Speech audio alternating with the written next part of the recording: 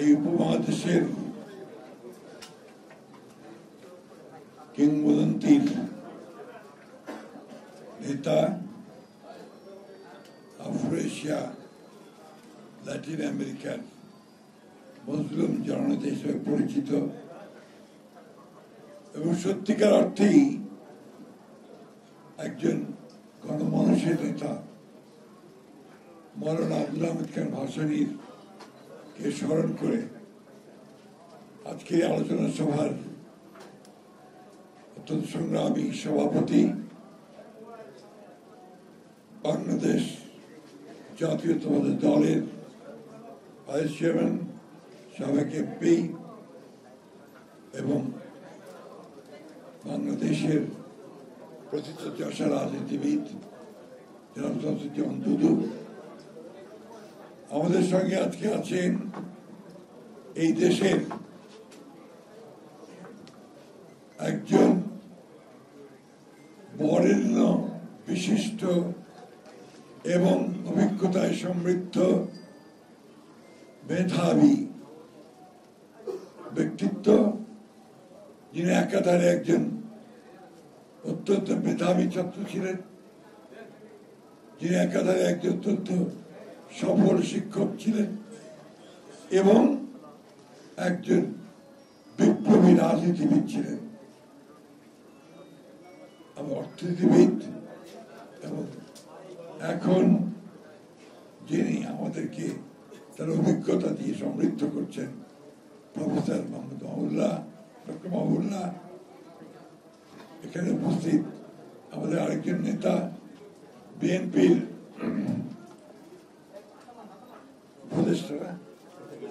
উপদেষ্টা, সাবেক এমপি, অত্যন্ত সুবক্তা জনাব মঞ্জুর হোসেন আলাল, আমাদের নেত্রী রঞ্জিত খান, বিএনপি নেতৃত্ব, প্রিয় ভাই ও বোন, আসসালামু আলাইকুম। আমার গলার আওয়াজ শুনে বুঝতে পারছে যে আমি সুস্থ না, সুতরাং আমি কথা বেশি বলতে পারবো না। আমি খুব অল্প কথায় আমার বক্তব্য শেষ করব।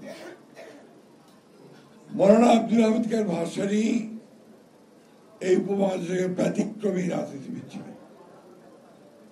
মাহবুবুল্লাহ ভাই খুব পরিষ্কার করে দীর্ঘ আলোচনা না হলেও তিনি তার জীবনের বিশেষ সবগুলো স্তর বর্ণনা করেছেন। এমন একজন রাজনীতিবিদ যিনি নিজের সুখ, নিজের বৃত্ত, নিজের সম্পদ তৈরির কথা কখনো জীবনে চিন্তা করেননি। আপনারা যদি কখনো সন্তোষে গিয়ে থাকেন, টাঙ্গাইলের সন্তোষে, তাহলে এখনো সেই ঘরটা আছে, সেখানে যে ঘরে তিনি থাকতেন, সে ঘরটি ছিল একটা বাঁশের তৈরি করা চাটাই দিয়ে, আর তার বিছানা ছিল একটা কাঠের, আমরা যাকে বলি চৌকি,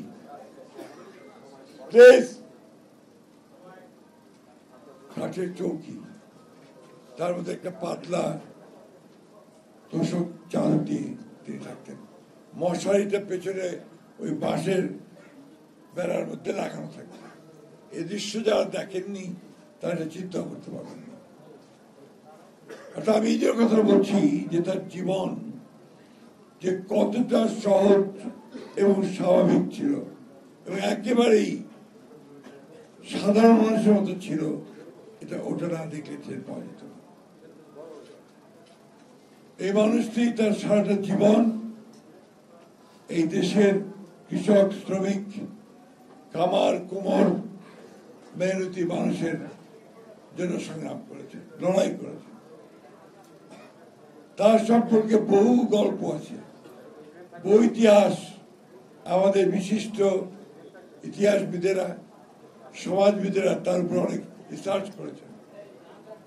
বিশিষ্ট সাংবাদিকরা তার উপরে অনেক বই লিখেছেন। একটা বিখ্যাত বই আছে আমাদের বিশিষ্ট সাংবাদিক নিউ এজের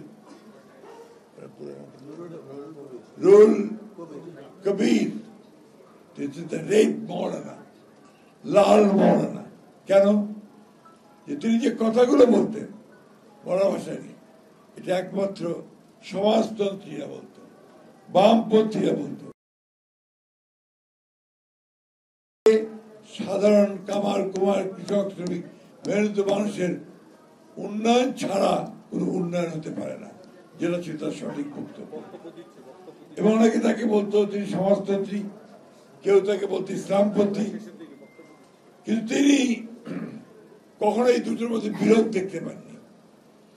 তিনি বলতেন ইসলাম কখনো সাধারণ মানুষের বিরুদ্ধে বলে না, তাকে ঠিক রাখতে পারে, এবং ইসলামের যে আপনার অর্থনৈতিক বিধানগুলো আছে সেটা সাধারণ মানুষের কল্যাণের জন্য। ঠিক একইভাবে সমাজতন্ত্রে সাধারণ মানুষের কল্যাণের জন্যই তার সমস্ত নীতিবিধানগুলো ছিল। এই জন্য তিনি বলতেন ধর্ম কর্ম সমাজতন্ত্র। আরেকটা কথা বলতেন, মাওলানা ভাই খুব ভালো জানেন, তিনি অত্যন্ত ঘনিষ্ঠভাবে মৌলানা ভাসানীর সঙ্গে ছিলেন, জয়েন্ট সেক্রেটারি ছিলেন র্যাপের, আপনি তাই না? একেবারে কাছের মানুষ ছিলেন।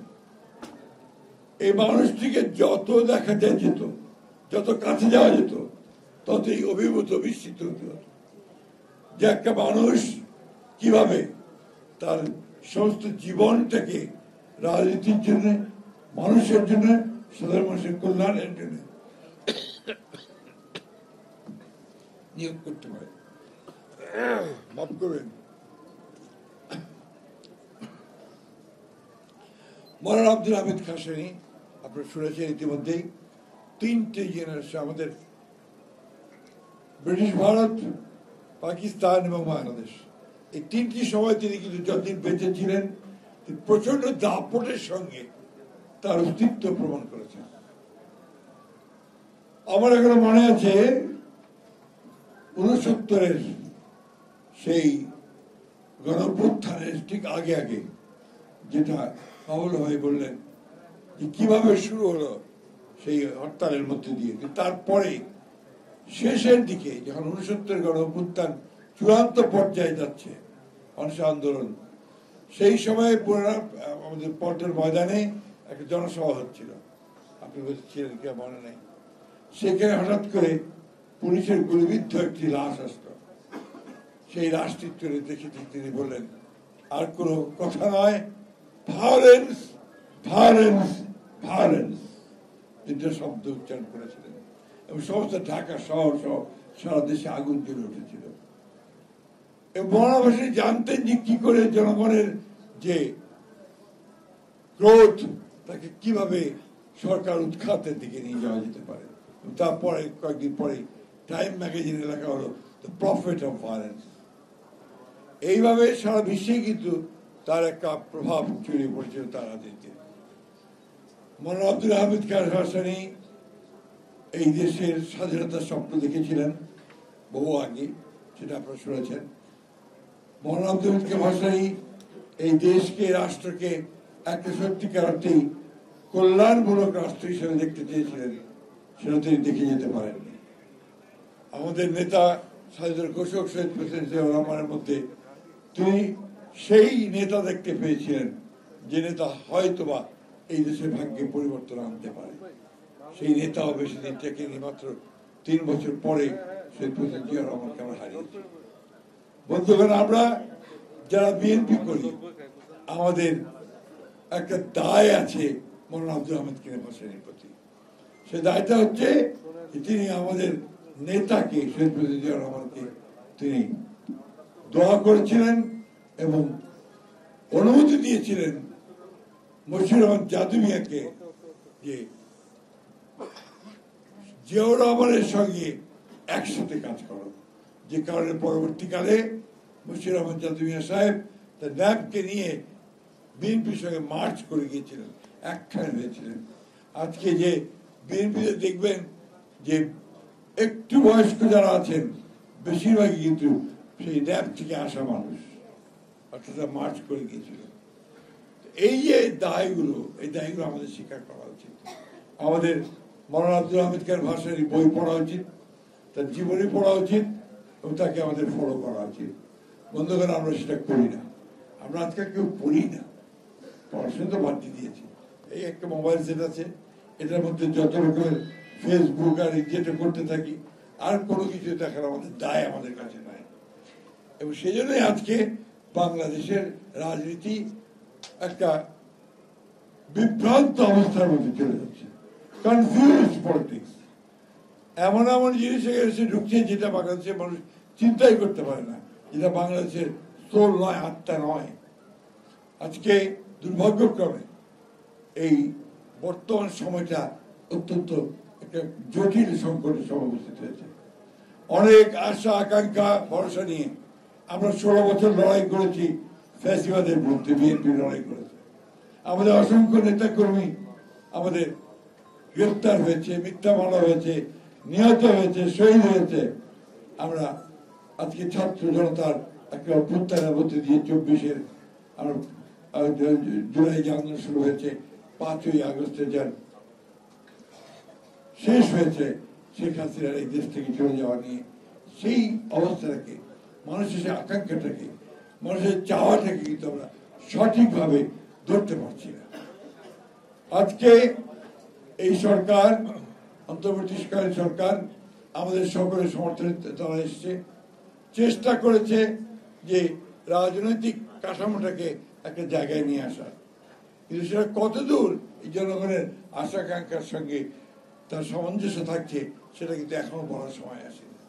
আমরা বারবার বলেছি যে নির্বাচনই হচ্ছে একমাত্র পথ যা দিয়ে একটা ট্রানজিশন টু ডেমোক্রেসি, গণতন্ত্রে আমরা যেতে পারবো এবং জনগণের আকাঙ্ক্ষাকে সেখানে আমরা প্রতিফলিত করার চেষ্টা করতে পারবো। যাই হোক, অনেকটা বিভ্রান্তি, অনেকটা হতাশা এবং অনিশ্চয়তার মধ্যে দিয়েও কিন্তু এই নির্বাচনের এখন একটা সম্ভাবনা দেখা দিয়েছে যে 26 ফেব্রুয়ারি মাসে এই নির্বাচন অনুষ্ঠিত হবে। এখানে কিছু গোষ্ঠী, কিছু মহল আজকে পরিকল্পিতভাবে এই বাংলাদেশে একটা অনিশ্চয়তা সৃষ্টি করতে চায় এবং তারা বিভিন্ন রকম দাবি তুলে নির্বাচনকে ব্যাহত বা বন্ধ বিলম্বিত করতে চায়। কিন্তু এই দেশের মানুষের এখন সবচেয়ে বড় প্রয়োজন যেটা, তারা হচ্ছে একটি নির্বাচিত সরকার যার পিছনে জনগণ থাকবে। আমি আপনাদের কাছে এইটুকু আহ্বান জানাবো সমস্ত রাজনৈতিক দলগুলোর কাছে, যে কাল বিলম্ব না করে নির্বাচন প্রক্রিয়াকে সমর্থন জানিয়ে এই দেশের মানুষের তাদের যে আপনার যেটা তাদের মত এবং তাদের যে বিশ্বাস, সেখানে এই নির্বাচনে অবশ্যই অনুষ্ঠিত করে তাদের প্রতিনিধি নির্বাচিত করার সুযোগ সৃষ্টি করে দেওয়ার জন্য।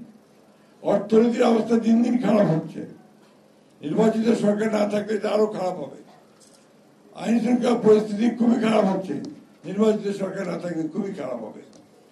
আগামীকাল ফ্যাসিস্ট হাসিনার গণহত্যার বিরুদ্ধে যেটা ট্রায়াল হয়েছে তার রায় বেরোবে। এই নিয়ে একটা চরম আপনার একটা বলা যেতে পারে যে একটা অনিশ্চয়তা, একটা আতঙ্ক সারা দেশে বিরাজ করছে। এই নিয়ে কোনো একটু বড় একটা অপেক্ষা রাখে না এবং একটা মহল এটা নিয়ে বাংলাদেশে আবার একটা নৈরাজ্য সৃষ্টি করার জন্য পায়তারা করছে। আমাদের আজকে রুখে দাঁড়াতে হবে। বাংলাদেশের এই বাংলাদেশের ছাত্রদের অভ্যুত্থানের মধ্য দিয়ে যে সুযোগ আমরা পেয়েছি, সেই সুযোগ যেন আমরা নষ্ট না করি এবং গণতন্ত্রের উত্তরণের পথকে যেন আমরা আরো সহজ করে তুলি, সেই লক্ষ্যে আমাদেরকে কাজ করতে হবে। এবং সমস্ত রাজনৈতিক দলগুলোকে আমি আহ্বান জানাবো যে আসুন ওই প্রশ্ন ঐক্যবদ্ধ থেকে যে আমরা গণতন্ত্রকে এখানে প্রতিষ্ঠা করব, এই প্রশ্ন ঐক্যবদ্ধ থেকে আমরা সামনে নির্বাচনের দিকে এগিয়ে যাই। মৌলানা ভাসানীর যে আদর্শ, সেই আদর্শের লক্ষ্য করে আমরা যেন এখানে গণতন্ত্র প্রতিষ্ঠা করতে পারি। এই বলে আপনাদের সবাইকে ধন্যবাদ জানিয়ে বক্তব্য শেষ করতে